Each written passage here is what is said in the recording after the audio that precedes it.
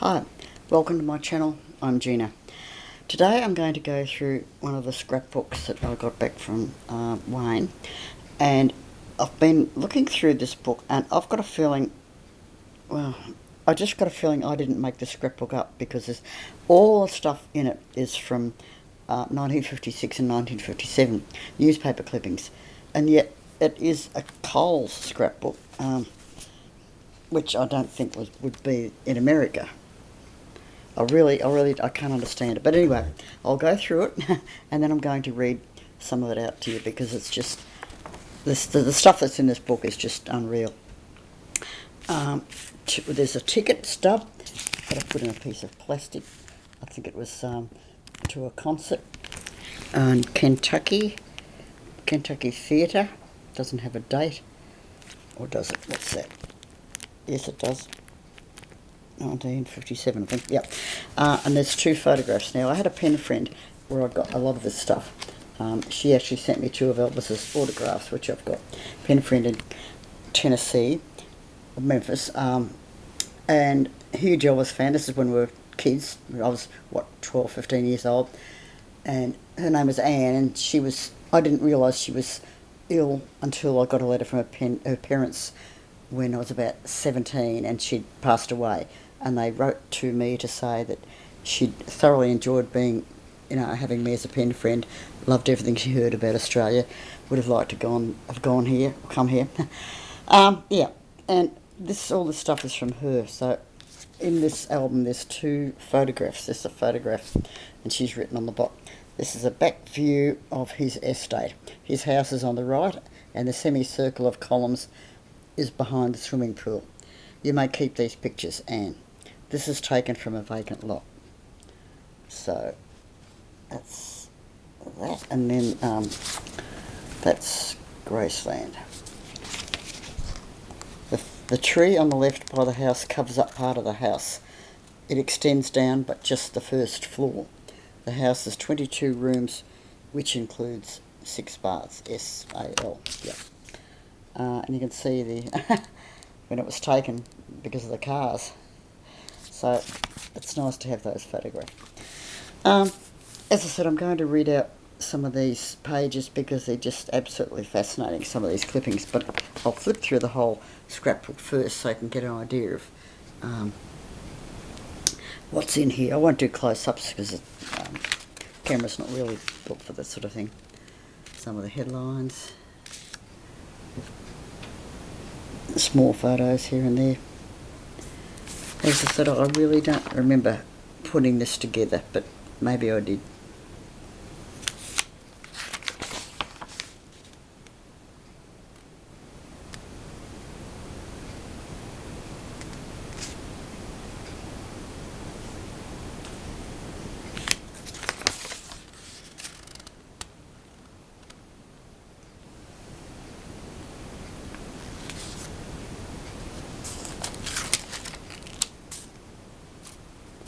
As you can see, the sticky tape and everything is very, very old. I might have to go through the book and re-stick stuff over eventually.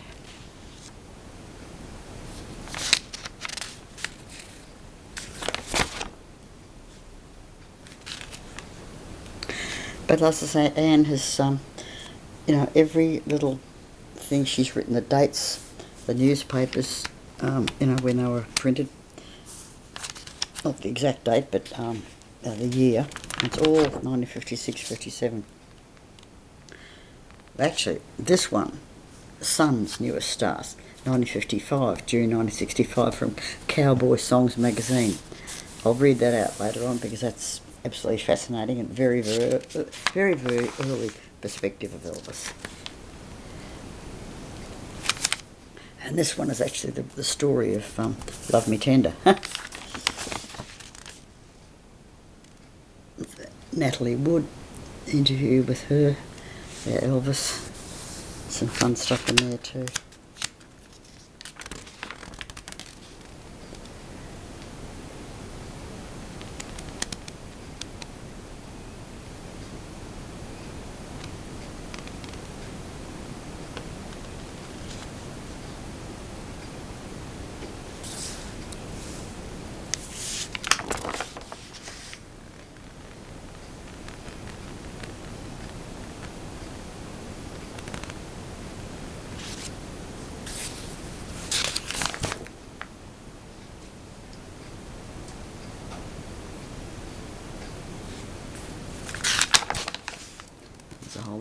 pictures.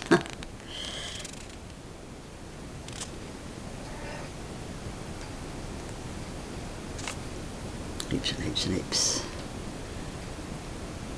I wouldn't. This is what makes me think that I didn't do this, because I don't think I would have.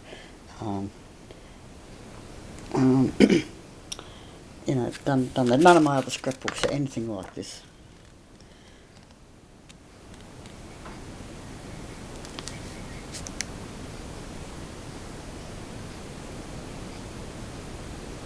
This is cute.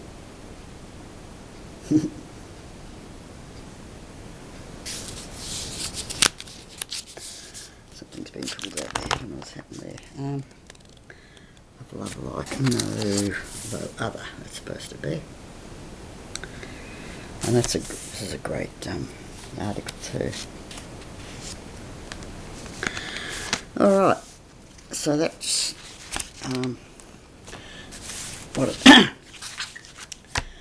what the scrapbook looks like. Now, I'm just figuring out the best way to do this, because I don't. Let's see. I know what I'll do. I'll focus the camera on Elvis on the wall. Hopefully that'll. Where are we? I'll just go around and check that.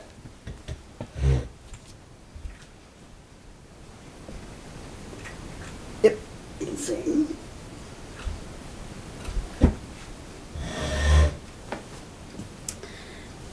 Okay, so on the first page we've got something that was written in April 1957, and it's in Motion Picture Magazine.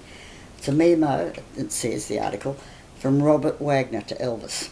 Elvis, I've got news for you. The laughter has stopped. It seems it ceased the moment you ambled onto the set of 20th Century Fox and made it clear you had nothing but respect and admiration for the people who make movies. They liked that, Elvis. They liked it because they didn't expect it from you. I don't know why, but they didn't. Maybe it was because they thought you were too big for your guitar.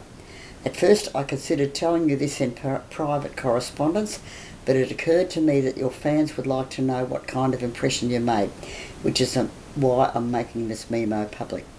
You came to Hollywood as Elvis the Pelvis and left as Mr. Presley. You've got 1,000 friends in a town where friendship is hard to come by. I quote you one actor who, believe me, couldn't see you for a sack of beans before he met you. This actor, I know him real well, was especially impressed by your approach to the movie business. Some entertainers, fresh to the front of a Hollywood camera, are inclined to think it's a snap. They have their own ideas on how movies should be made. They don't understand that producers, directors, photographers and their assistants are skilled workers. It's their job to see that the film is the best. And it was a big surprise when he heard you saying "sir" to any man on the set who was older than you. You even had said it to one of the janitors.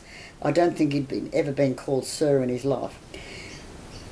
The genuine respect you have for your elders is something no one anticipated, and it's one of the things we remember about you. There are others, like the day you first came on the set of Love Me Tender. One of the actors forgot his lines and you prompted him.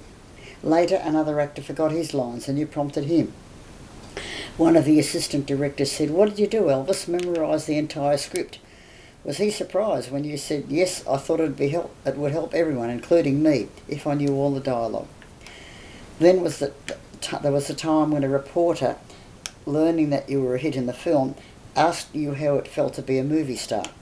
You thought about that for a moment and sighed and replied, "Well, I know that one good record doesn't make a singer, so I don't think one picture makes me a movie star. I've got a lot of work to do in movies before I come up to people like Richard Egan and Deborah Paget." Shut up, the cat start there. It wasn't facetious humility nor shyness. It was just a young man named Presley speaking honestly. And the article goes on. Lots of good stuff like that. That's just a beautiful, respectful article. Over on the next page, they scream about Elvis and his obscene dances. Hang on, let's move this around a bit. But those same people wouldn't say a word about Marilyn Monroe and her dress with a neckline so deep you can almost see her toenails. Not a word about Deborah Paget's sexy performance on Ed Sullivan's Toast of the Town or Walter Winchell's show. They say nothing of the clothes these girls wear on television or some of their silly, filthy jokes a top comedian sometimes crack. Man, that really gripes me. At least Elvis has his clothes on. Let me see. I had some of these picked out. Right. Singer Elvis Presley, this is in 1957 in Fort Wayne, Indiana. 10,000 attend the show by Elvis. Elvis packed the Fort Wayne Coliseum with 10,000 fans tonight, many of them screaming adolescents. Two girls swooned as a young hillbilly sang, and one rushed up to the stage and tried to touch his shoes across the footlights. Wearing his gold suit, which he said cost $4,000, Elvis sang 14 songs. 30 policemen were on hand to direct traffic, had no difficulty in maintaining order in the Coliseum.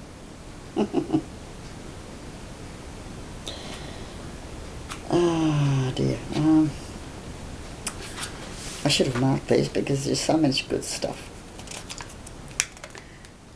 Elvis dance. Oh, yeah. Teenager can't have Elvis for supper. Akron, Ohio, January the 16th, 1957. Pat Abraham, 13, asked the juvenile court to let her move from the home of her father and stepmother to the home of her mother. She said her stepmother won't let her listen to Elvis records. If I even mention Elvis at the table, I'm forced to leave without anything to eat, she told Judge Russell. I wonder if she won that.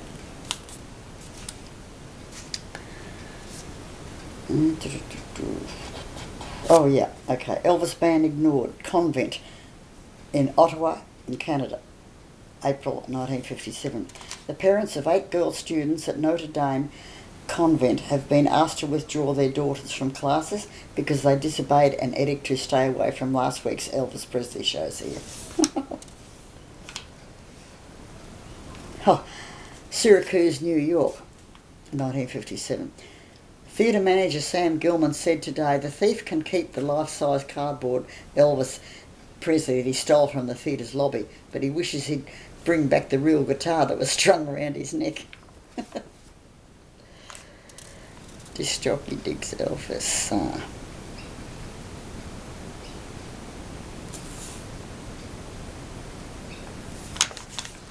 Is Elvis Presley dangerous for teenagers? That's the whole article. Another one article there. Oh, Eve Online. And this.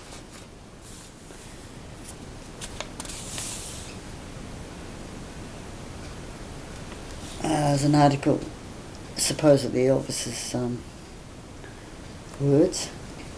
I've been wild about cars since I can remember. When I was 6 years old, singing songs for folk gatherings in Tupelo, Mississippi, I recall feeling sad because we had to walk while all those sleek cars passed us by on the road. Yes, way back then in those rough old days when Dad couldn't spare the cash to buy me a guitar, I used to dream about ridiculous things like Cadillacs. As I got older, my car tastes began to change. I remember craving a Lincoln Continental, a classic Packard, then a Model T, and finally a 32 Roadster. I wanted a 32 so bad I think I'll never crave anything as much again. I dreamt of souping it up, customising it, and maybe dragging it out a little. As I grew older, I'm 22 now, I look more and more longingly at the antique cars I used to see in the magazines. Once I even saw a beautiful Bugatti parked in front of a big house in Biloxi. I knew it would take money to own one of those classics, and I was sure I'd never have enough. Cars were out of the question for me. I was picking out tunes on a $2.98 guitar, so how could I afford anything that cost $2,000? Nearest I ever got in those days was a part-time job cleaning up a garage in town. Then I finished high school and began to try real hard for the big time. I cut some records, and almost before I knew it, I had cash. Enough of it to fix the family out comfortable and buy myself a dozen guitars and a dozen cars if I wanted them. Well, I'm a little ashamed to admit it, but I bought me some little old Cadillacs, the kind I first craved a few years ago. After I got those off my chest, I bought a three-wheeler Messerschmitt. This is a cool little buggy if ever there was one. Perfect for zooming around town when I'm home. She gives me 50 miles to the gallon. I have a motorcycle too, but I don't get much of a chance to ride it. The important thing though, I haven't forgotten. It's that 32, and one of these days I'm going to have enough time to shop for it. And as soon as things quieten down, you'll find me in the garage, chopping and channeling away like crazy. If there's any time left over, I'll be out at the strips, maybe even competing. Rodding is for me. No. Sorry, Elvis, that didn't happen. And then there's an article. The man behind Elvis, Colonel Parker, disclaims all the credit for Presley's success. Says the kids did it. Let's see.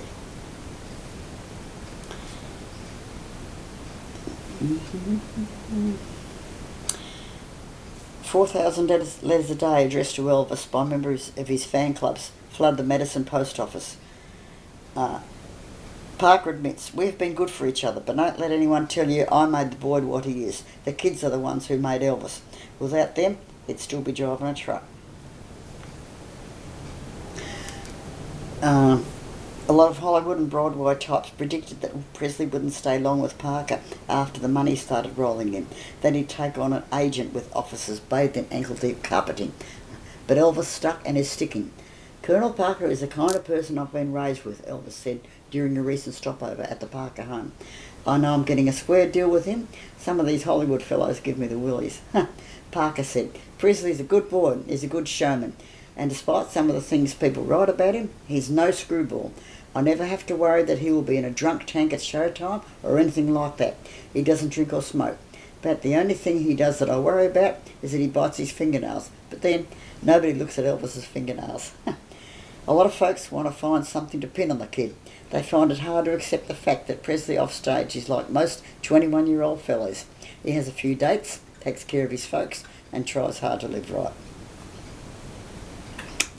Yeah.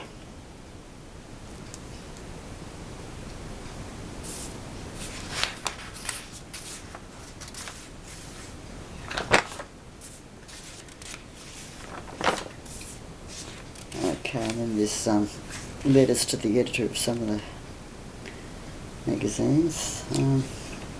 Rabbi defends Elvis, Rhythm and Blues, Dig magazine's exclusive newspaper for the world's teenagers, March 1957. Old hound dog Elvis Presley has a new champion, a Culver City rabbi, Herschel Lyman, who doesn't dig the rantings against rock and roll. It's not Presley, it's parents, the rabbi told his congregation at Temple Akiba last night. Adults who flip when Elvis swings and sings are probably covering up their own attraction to the teenage idol, he suggested.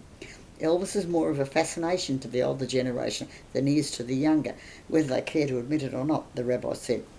Parents who rave and roar when Presley appears are using him for a scapegoat and whipping boy for their own failures and bringing up their children, he said. Even Elvis's gyrating pelvis failed to dim the rabbi's views. That symbolises the achievement of freedom of movement and no restraint, he said. We don't need to call him the instrument of the devil. He will not cause moral and spiritual decline of our youth. He can even be considered as having social value for the entertainment he provides for millions. We need not begrudge him his fame, his appeal and his Cadillacs. Youngsters see Elvis as the American dream incarnate, the rabbi said. He symbolises youthful success, a stable of high-powered, multicoloured cars, the implied sexual conquest of thousands of girls, the adulation of an audience of millions, the ultimate in sex appeal. This is the stuff of which adolescent dreams are made of.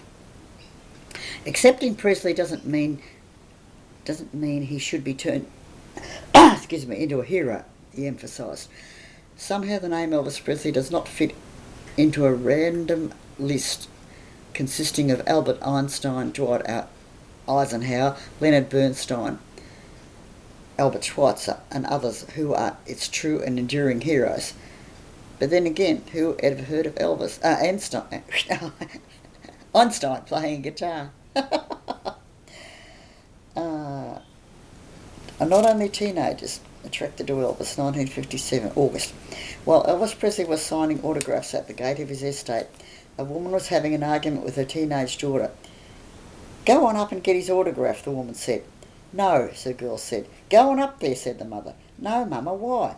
Because I want it. The girl got it. Love it. Oh, dear, dear.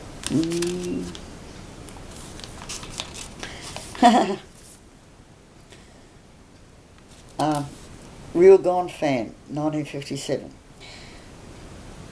In Dallas, Texas, landlord James Knox won a $195 judgment from the parents of Kay Wheeler, 19-year-old president of the National Elvis Presley Fan Club.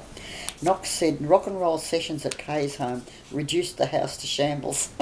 He also said that plastered walls were so punctured with nail holes that when Presley photos were removed, it looked like the house had been riddled with shotgun pellets. Oh my God. Ah, dear, dear, dear. Memphis Press Scimitar, August the 23rd, 1957. All good wishes to Elvis Presley as he leaves for a week or more out of town. Considering the great strain placed upon this youth and his family by the public, the suddenness of their rise from obscurity, we feel that the Presleys have conducted themselves well. Seldom has family solidarity been so spotlighted. It's a real treat to be able to tell from day to day not only of the quirks and works of a celebrity, but of a young man and his mother and dad, and his uncles and cousins, living in a goldfish bowl while continuing to act what they are, Memphians and real Americans. Isn't that nice? How much, let me see how much time I've got. I'll just turn and have a look at this. Okay, 22 minutes. I've got 9 minutes left. Might be enough to read some more out.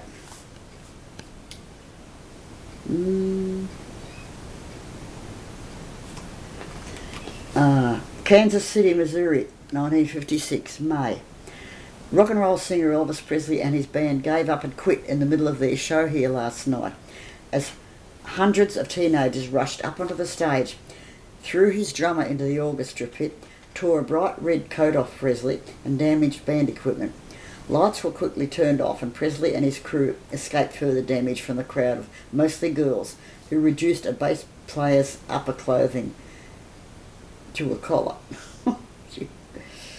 Yeah.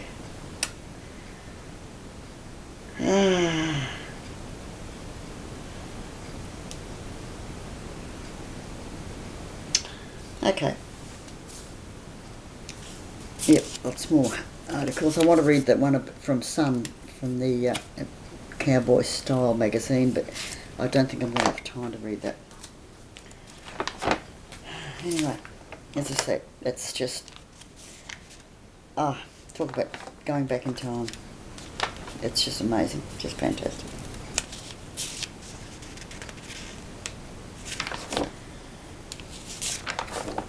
Well, I'll finish this one up and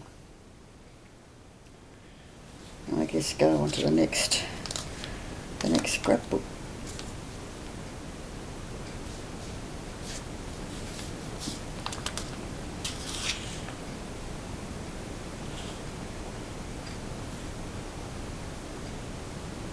Cool. Yeah.